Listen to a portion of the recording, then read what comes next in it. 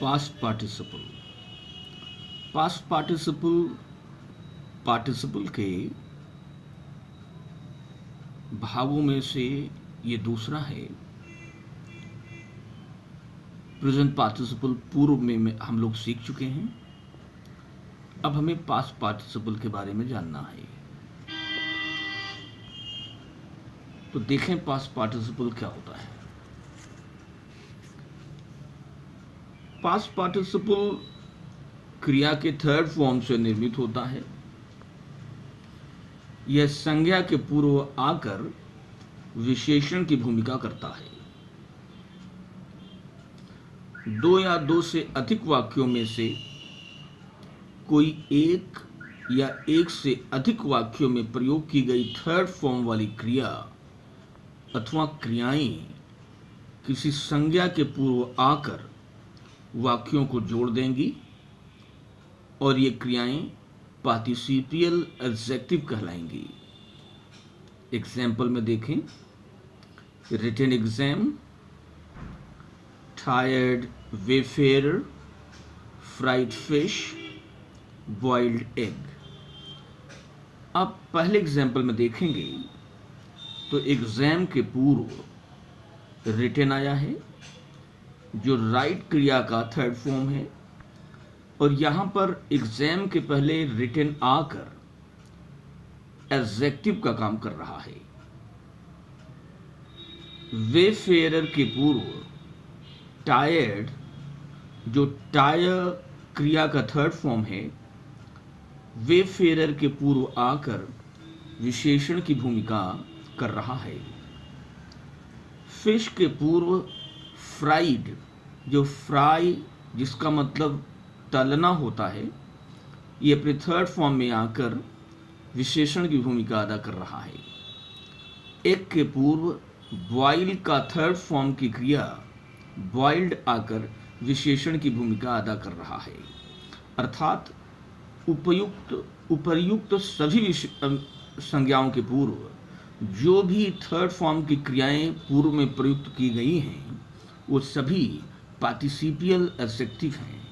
आपको स्पष्ट हो गया होगा कि थर्ड फॉर्म की क्रियाओं को यदि संज्ञा के पूर्व प्रयुक्त कर दिया जाए तो ये एडजेक्टिव का काम करती हैं। अब हम आपको सिखाते हैं कि इन पार्टिसिपियल एडजेक्टिव के द्वारा आप दो या दो से अधिक सिंपल सेंटेंसेस को जोड़ेंगे कैसे। तो आपको पहले एग्जाम्पल की ओर ले चलते हैं। देखें, पहला एग्जाम्पल है, she gave me eggs to eat, they were boiled. पहले एग्जाम्पल में आप देखें कि हमने एक्स को अंडरलाइन किया है, एक्स यहाँ पर संज्ञा है।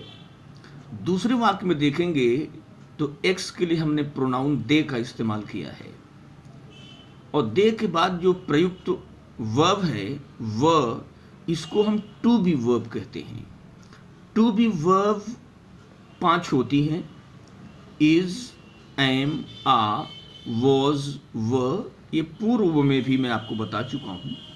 और इन टू बी वर्ब्स के बाद प्रयुक्त जो वर्ब है बॉइल्ड, आप देखें ये थर्ड फॉर्म में है। यही बॉइल्ड विशेषण है, और जोड़ते समय हमें यह ध्यान रखना है कि बॉइल्ड जिसके लिए प्रयुक्त हुआ है उसी के पूर्व इसे अगर आप रख दें तो वो दो वाक्य जुड़ जाएंगे।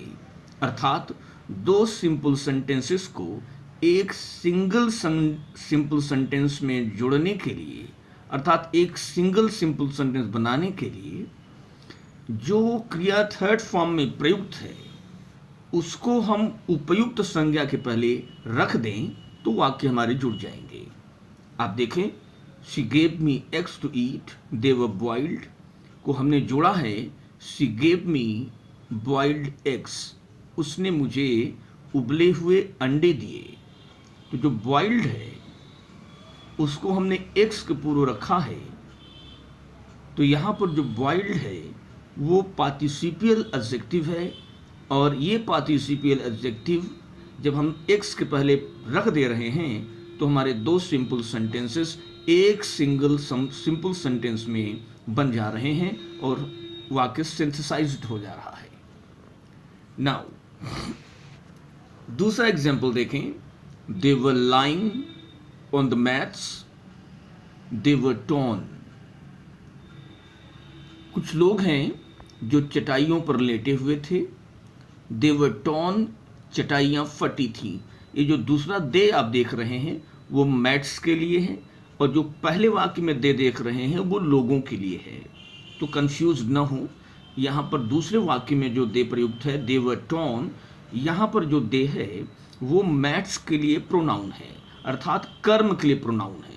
यहाँ पर भी आप कर्म के लिए प्रोनाउन दे देख रहे हैं। जैसे ऊपर वाले वाक्य में आपने एक्स के लिए प्रोनाउन दे देखा था, उसके बाद टू बी वर्स का प्रयोग हुआ था व, यहाँ पर भी देखें व का प्रयोग हुआ है। हो सकता है कहीं पर वॉज का प्रयोग हो जाए, किसी वाक्य में आ का प्रयोग हो जाए, किसी वाक्य में इज का प्रयोग हो जाए, तो इससे नहीं घबराना है। इन पांचों में से कोई क्रिया हो सकती है, और इन पांचों क्रियाओं के बाद जो आने वाली क्रिया होगी वो थर्ड फॉर्म में होगी, और वही पार्टिसिपियल एडजेक्टिव होगी। हमें उसी पार्टिसिपियल एडजेक्टिव को उपयुक्त संज्ञा के पूर्व रखना है। तो देखें, हमने इसको सिंथेसाइज किया है। They were lying on the torn mats. तो मैट्स के पूर्व टॉर्न आकर के विशेषण की भूमिका कर रहा है और दो वाक्यों को सिंथेसाइज कर दे रहा है, अर्थात जोड़ दे रहा है। दे वर लाइंग मीन्स वे लेटे हुए थे। ऑन द टॉर्न मैट्स का मतलब फटी हुई चटाइयों पर। तीसरा वाक्य देखते हैं। Ram found his purse. Ram ने अपनी purse pi. It was lost, ये खो गई थी। तो आप देखें कि दूसरे वाले वाक्य में जो इट है वो पर्स के लिए प्रोनाउन है, और पर्स के लिए इट का प्रयोग किया गया है। उसके बाद देखें इट के बाद वॉज टू बी वर्स का प्रयोग किया गया है। लॉस्ट जो क्रिया थर्ड फॉर्म में है, यही वो विशेषण है जिसे हमें उपयुक्त संज्ञा के पहले रखना है। आप देखें, हमने जोड़ा है Ram found his lost purse. Ram ने अपनी खोई हुई पर्स पाली। तो जो लॉस्ट है वो पर्स के पहले आकर के पार्टिसिपियल एडजेक्टिव का काम कर रही है और वाक्यों को जोड़ दे रही है। चौथा वाक्य देखें। Raju gave me a gun to hold, it was loaded.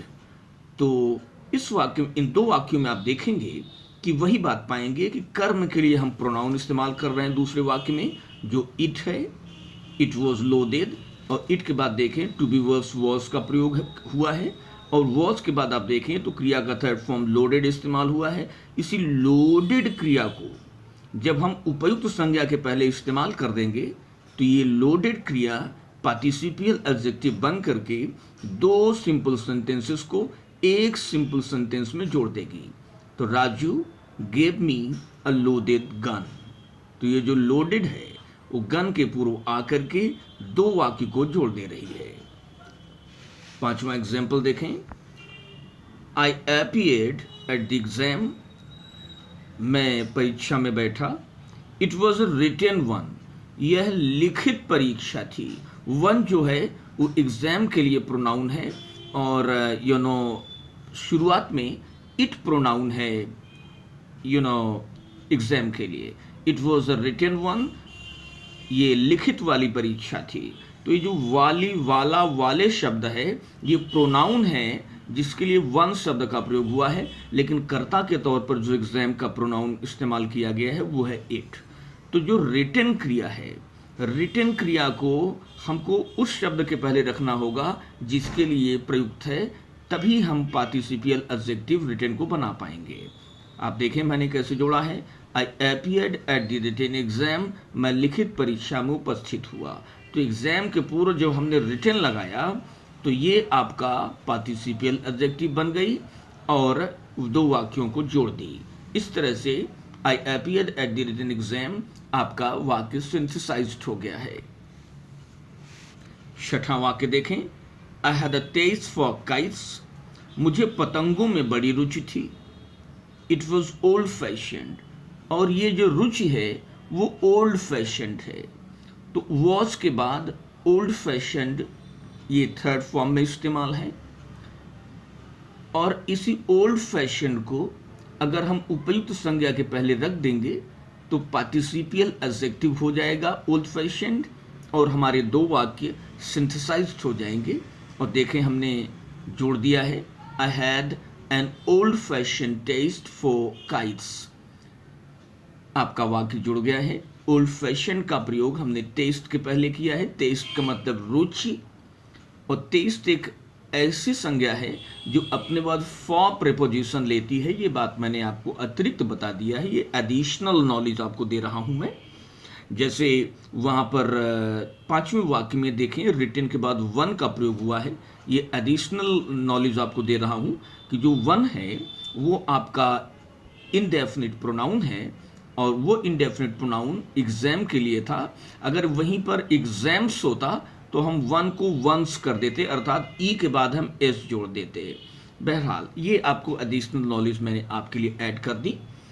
आपका पास्ट पार्टिसिपल क्रिया के थर्ड फॉर्म से बनता है, और इसी थर्ड फॉर्म वाली क्रिया को हमें उपयुक्त संज्ञा के पहले रखना सीखना होगा इन 6 एग्जाम्पल के माध्यम से। And now I hope you will listen to my lecture and see the examples and note down the rules to understand exactly what the past participle is all about. Thank you very much. Have nice times. Stay blessed.